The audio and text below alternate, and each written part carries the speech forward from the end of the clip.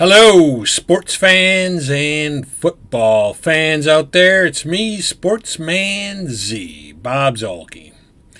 And today I am here with my Week 11 picks. Now, as you can see on the screen, because I wrote it up there this time, it's right there for you to see. I was 8-6 in Week 10. Not great, but not terrible, I suppose. Again, I was victimized by teams that should easily have won, teams that were winning big and then relinquished their lead, and other assorted mishaps along that way. So 8-6, I guess, considering everything that happened, like the Bills trying to put 12 guys on the field to block a kick. And also turning the ball over 4 times in their loss to the Broncos. Yeah, I guess I was kind of lucky to be 8-6. So on the year, that makes me 88-62. And so that means we need to get on with the Week 11 picks. Now, I got to say, coming into this week, I'm feeling a little better about this schedule. I think I should do a lot better with this particular schedule than I did the last 2 weeks where I was 7-7 and 8-6. I'm looking for at least, a 9-5 or even maybe a 10-4. Who knows? And last week, I was 2-0 for the first 2 games. The game on Thursday night and then the early game on Sunday that was in Germany, I was 2-0 after that. I was feeling kind of good. But then I hit the skids and all kinds of stuff happened, like the Ravens having a big lead on the Browns and then ending up losing the game. And, assorted other things like that went wrong.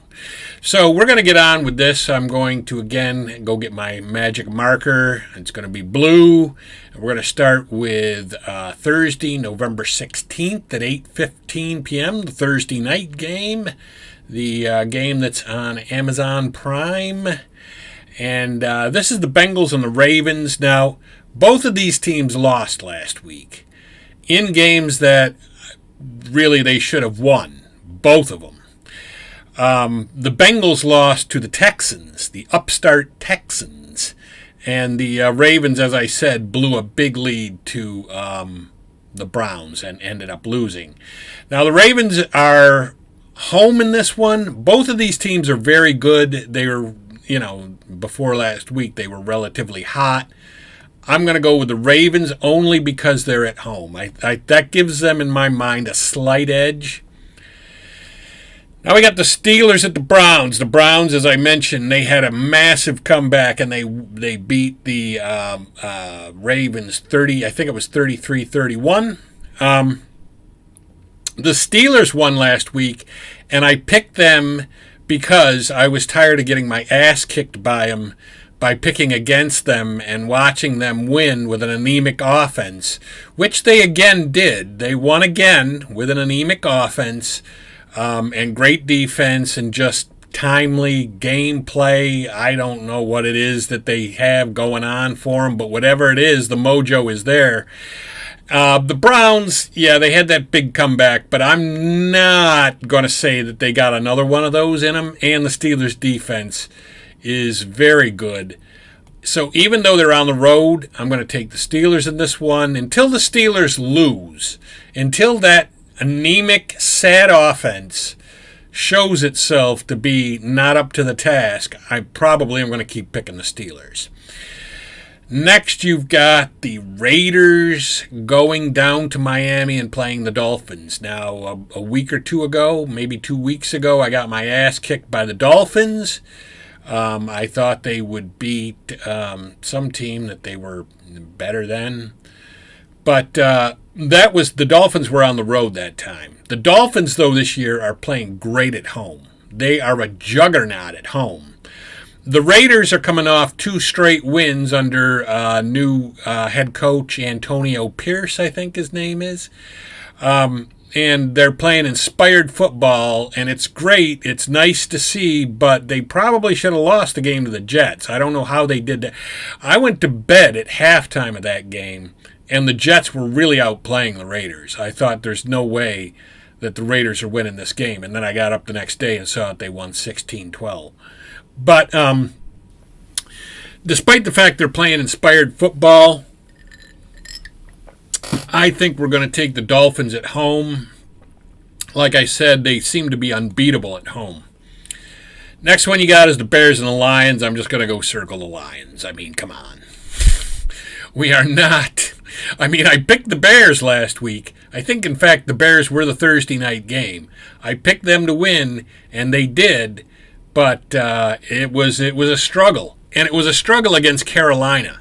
So if you're struggling against Carolina, there's no way you're beating this Lions team that laid another 40 bomb on whoever it was that they played last week. They won like 41-38.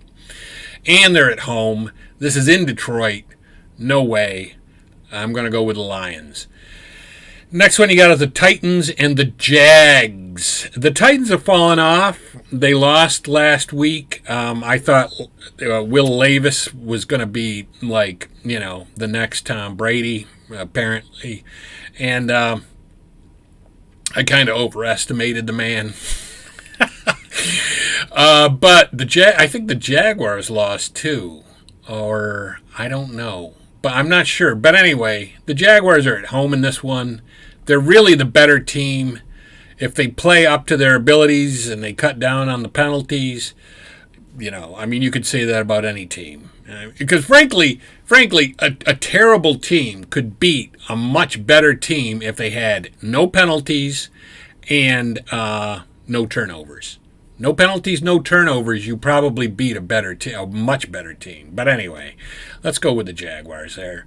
You got the Chargers on the road against the Packers. I'm going to go with the Chargers. The Chargers, they're one of the teams that scored a lot of points last week. I don't remember if they won or lost. I think they won. And they scored a lot of points in securing that win. The Packers, under Jordan Love, they just look listless. They're not very good. And even though they're at home, I'm going to go with the Chargers in that game. Next, you got the Cardinals at the Texans. Now, the Texans, man, the Texans went from laughingstock to greatness. I mean, they've won like 3 or 4 games in a row. C.J. Stroud, that guy is the real deal.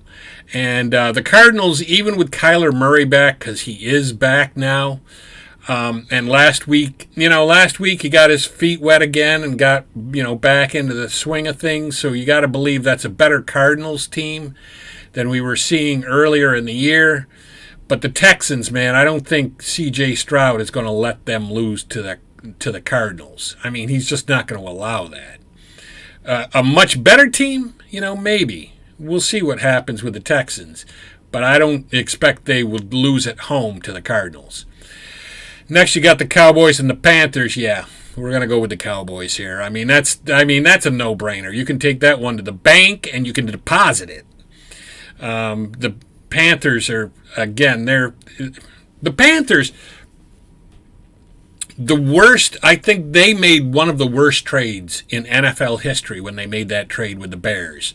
They gave them like 2 picks, and one of them was their number 1 next year. They gave them a wide receiver who's pretty good. I forget his name, and all that the Panthers got was the rights to Bryce Young, and now they're ruining the day that they did that, because Bryce Young, he's not very good.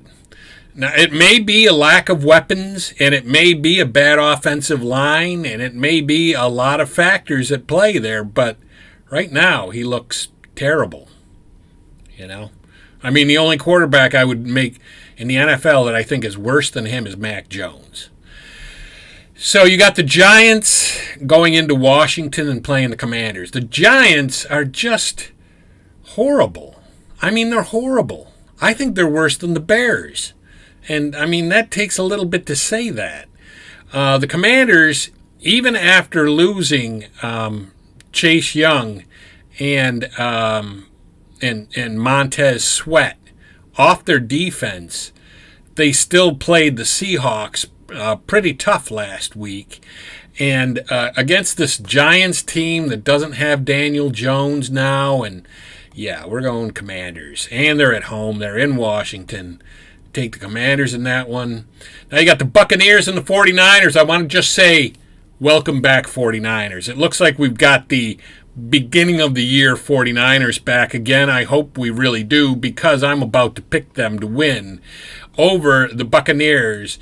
Not surprisingly, I mean, the 49ers are at home. They played a really good game last week.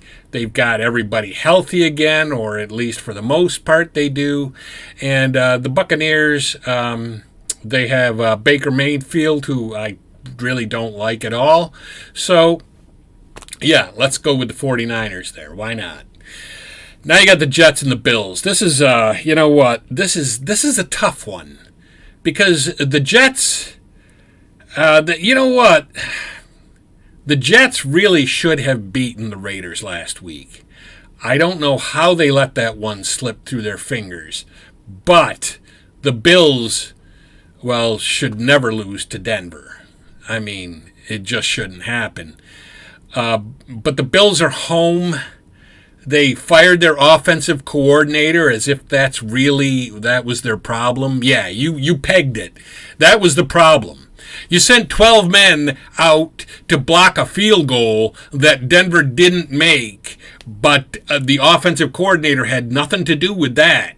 And then you got a pass interference call, which I think is stupid, the way they call that type of pass interference, where a ball is thrown in a receiver's direction, he's running down the field, and he's ahead of the defender, and then the ball is thrown short, and he comes back to get it, and he plows through the defender, and the pass interference is on the defender. Stupid. It's absolutely asininely stupid. But that's how the NFL calls it. I could be the best offensive coordinator in football, and I don't even know how to draw up plays. All I would do is tell the quarterback, just throw the ball downfield to a receiver that's streaking down the sidelines with a defender behind him. But make sure you throw it a little short so that the receiver has to come back and get it and plow the defender over to try to get to the ball, and that'll be pass interference, and we'll just do that a whole bunch of times, and we'll score, 80 points. So that's stupid. But anyway, all of that said, that's my soapbox about pass interference. We're going to go with the Bills. I'm going to assume that the Bills can beat the Jets. Really, they have to run the table. I mean, basically, the Bills have to win 7 straight games to close out the season to have a chance to make the playoffs. Now we got the Seahawks at the Rams. This is an NFC West division matchup. The Seahawks, they played the Commanders probably a little too tightly last week for comfort in a game that they really should have won a lot more easily than they did. And the Rams, the Rams have some weapons. They have, I think their quarterback, Stafford, I think he's okay. But even if he's not okay, they've got Carson Wentz as the backup, which is not necessarily a good thing. But at least it's better than like Mr. Nobody, whoever that was before that. I'm going to take the Rams. The Rams are at home. They've got those offensive weapons. They got Cooper Kupp. They've got Stafford. They've got the Puka Nakua guy, whatever his name is. And the way the Seahawks had to play the Commanders tight all game, I'm not giving them a lot of credit, enough credit to say that they could beat the Rams when the Rams are at home. Now we got the Vikings and the Broncos. Now I know the Broncos, I just got done telling you that the Broncos won last week against the Bills, but they really shouldn't have. Bills just made stupid mistakes. They turned the ball over 4 times. There was that stupid pass interference rule came back to work in their favor, and then the Bills sent 12 guys out to block a kick that was no good, but then they got a chance to re-kick it 5 yards or closer to the field goal after it was determined that the Bills sent 12 guys out.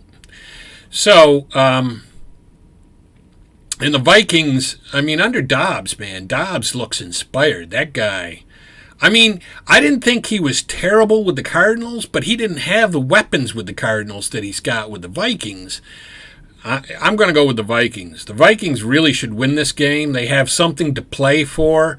The Broncos don't really necessarily have anything to play for, and they're not as good as the Vikings. And then that brings us to the Monday night game. You've got the Eagles going up against the Chiefs. This game is in Kansas City. We've talked about the Chiefs before. They play down to their competition, although there's no this is not competition you play down to. The Eagles are a very good team. But they do have a tendency to play down to their competition, and they also have a tendency, once they get a lead, they take their foot off the gas and they let the other team come back. And the Eagles are not going to make the mistake of not seizing the day when that happens. I'm going to take the Eagles on the road against Kansas City. So, with all of that having been said, let's take a look at what we've got here. So, I'm going to go back down all of these games. I've got the Ravens over the Bengals, the Steelers over the Browns, the Dolphins at home over the Raiders, the Lions at home over the Bears, Jaguars over the Titans, the Chargers on the road beating the Packers, the Texans should be demolishing the Cardinals, Cowboys over the Panthers, the Commanders at home over the Giants, the 49ers at home over the Buccaneers, the Bills at home over the Jets, the Rams at home over the Seahawks, Vikings beating the Broncos, and the Eagles beating the Chiefs. So you guys let me know how you feel about these picks. Leave your picks below in the comments section, or just tell me what games you differ with me on, if that's going to be something that will take less time on your part. But that is going to be it for me, Sportsman Z, Bob Zolke, signing off.